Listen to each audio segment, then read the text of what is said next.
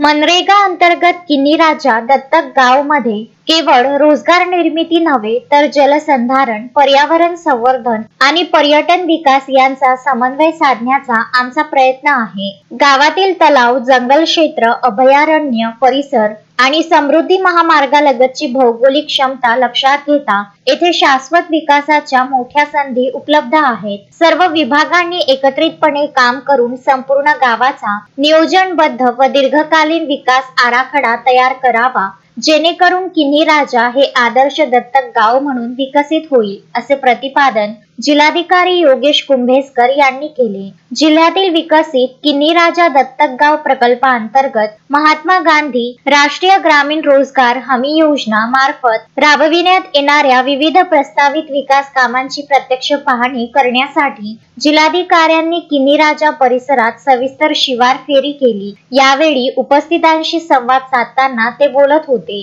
या शिवार फेरी दरम्यान मुख्य कार्यकारी अधिकारी अर्पित चौहान, उपवन संरक्षक अभिजित वायकोस, परिवीक्षाधीन अधिकारी तथा गटविकास अधिकारी आकाश वर्मा, तहसीलदार दीपक पुंडे, उपमुख्य कार्यकारी अधिकारी आत्माराम बोंद्रे, सहायक गटविकास अधिकारी रमेश कंकाळ, महाराष्ट्र राज्य प्रशिक्षण समन्वयक निलेश घुगे यांच्यासह विविध विभागांचे वरिष्ठ अधिकारी उपस्थित होते। अक्षय लोटे, विदर्भ न्यूज, वाशिम।